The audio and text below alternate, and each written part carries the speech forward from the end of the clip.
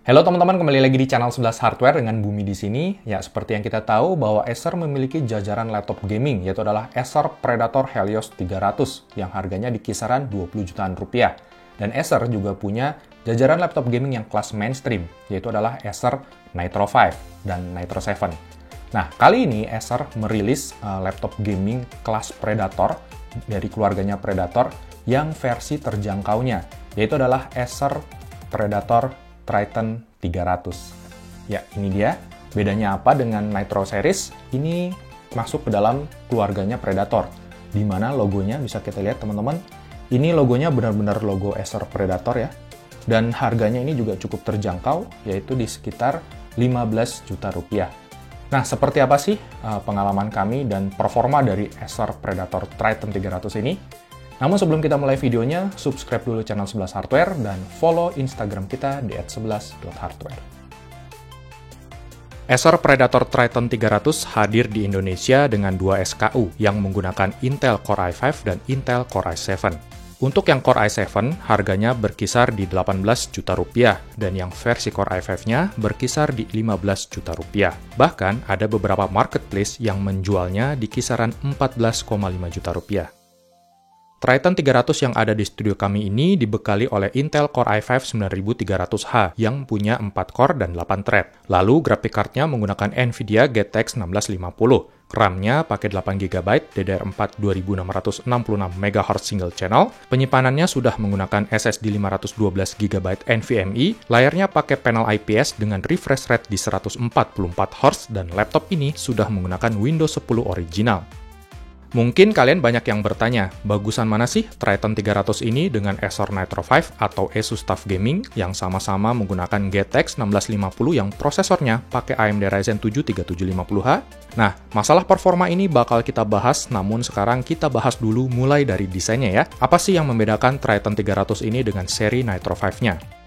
Ya, secara desain, Triton 300 benar-benar mendapatkan sentuhan Acer Predator yang sebenar-benarnya. Di logo bagian depannya ini contohnya, logo Predatornya ini benar-benar keren banget. Beda jauh banget sama logo Predator yang ada di Acer Nitro 5. Dan logo Predator di Triton 300 ini bisa menyala.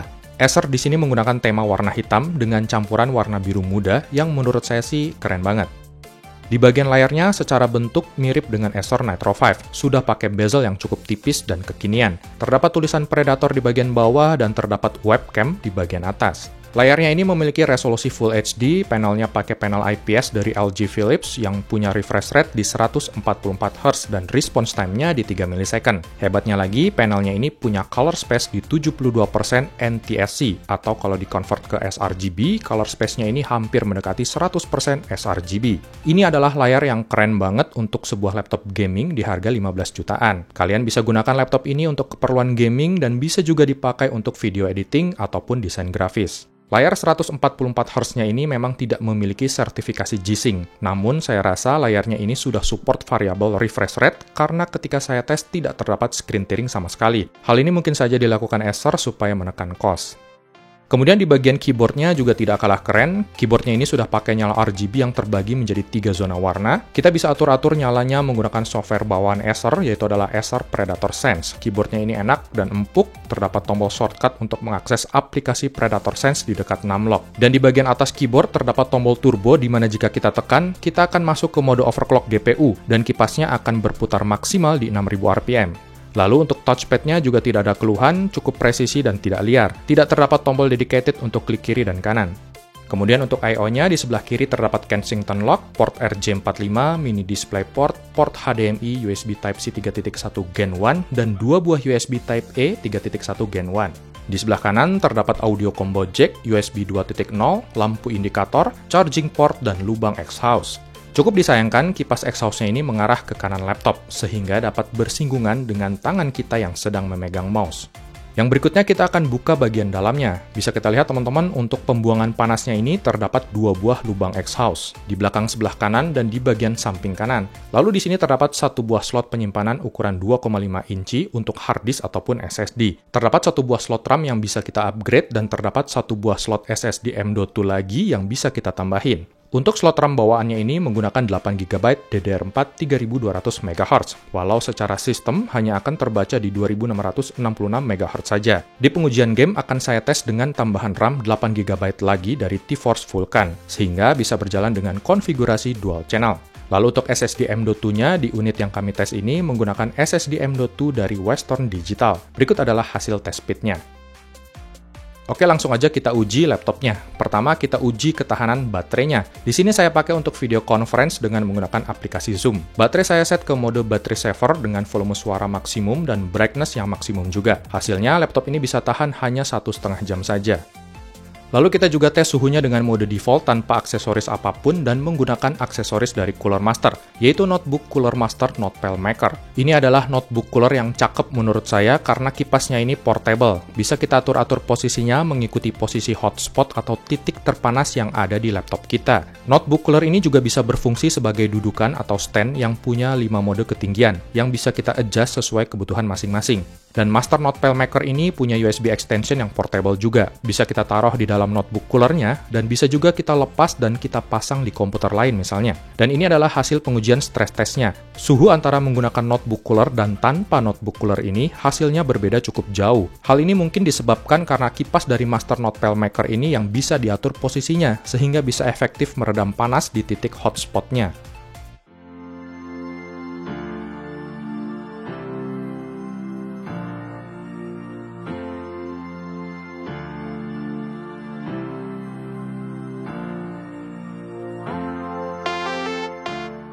Oke, kita tes di game yang pertama yaitu Shadow of the Tomb Raider. Semua game yang kami tes ini menggunakan mode turbo, di mana pada mode turbo ini juga menaikkan memory clock sebanyak 100 MHz dan base clock di plus 130 MHz. Di game ini kami menggunakan settingan medium plus TAA aktif, di mana rata-rata FPS-nya bisa mencapai 59,9 FPS. FPS yang dihasilkan oleh Triton 300 ini ternyata jauh melebihi rata-rata FPS-nya Asus TUF Gaming FX 505 DT yang pakai Ryzen 7 3750H dan GTX 1650. Hal ini tentu dikarenakan Intel Core i5 9300H memiliki performa yang jauh lebih baik daripada Ryzen 7 3750H. Bahkan ketika menjalankan game, Core i5 9300H-nya ini berjalan dengan clock yang tinggi, yakni stabil di 4 GHz all-core atau di semua core-nya. Di game F1 2019, settingan medium dan TAA aktif ini, kita bisa dapat rata-rata di 95 FPS, di mana ketika kita pasangkan RAM lagi menjadi dual channel, rata-rata FPS-nya meningkat ke 110 FPS. Di game ketiga adalah CSGO, saya pakai settingan high plus 4 kali MSAA. Rata-rata FPS-nya bisa tembus sampai 103 FPS. FPS segini tentu udah cukup banget untuk main game ini secara kompetitif. Bahkan ketika saya tambahkan RAM-nya menjadi dual channel, rata-rata FPS-nya melonjak hampir 2 kali lipat, yakni menembus sampai 195 FPS. Lalu di game terakhir yaitu PUBG Steam, saya tes di map baru yaitu Karakin. Ini adalah map yang berat banget, yang sangat membutuhkan kinerja prosesor, karena bangunan yang ada di sini bisa dihancurkan. Di sini kita pakai settingan semua very low dan mendapatkan rata-rata di 85 FPS, sedangkan jika kita tambahkan RAM-nya menjadi 16GB dual channel, rata-rata FPS-nya pun naik signifikan ke 119 FPS. Saya suka dengan laptop ini walaupun masih pakai GTX 1650. Namun GTX 1650 yang ada di sini bisa di overclock dan performanya bisa jauh meninggalkan GTX 1650 yang ditandem sama Ryzen 7 3750H. Bahkan ketika saya bandingkan dengan Zephyrus G dan MSI Alpha 15, performanya di game Shadow of the Tomb Raider di settingan highest hanya berbeda tipis saja. Hal ini juga tidak terlepas dari prosesornya yang punya clock aktif di 4 GHz all-core. Selain itu, laptop ini juga punya layar yang sangat baik di kelasnya, keyboardnya empuk dan sudah RGB, banyak komponen yang bisa kita upgrade, dan secara desain laptop ini juga udah termasuk keren. Yang saya kurang suka mungkin absennya slot card reader, baterainya yang agak boros, dan suara kipas di mode turbo yang agak bising. Walau semua hal tersebut menurut saya masih tergolong wajar. Oke, demikian ulasan kita mengenai Acer Predator Triton 300 ini. Semoga bisa bermanfaat buat teman-teman semua. Jangan lupa like dan share videonya. Sampai jumpa lagi di video kita yang berikutnya.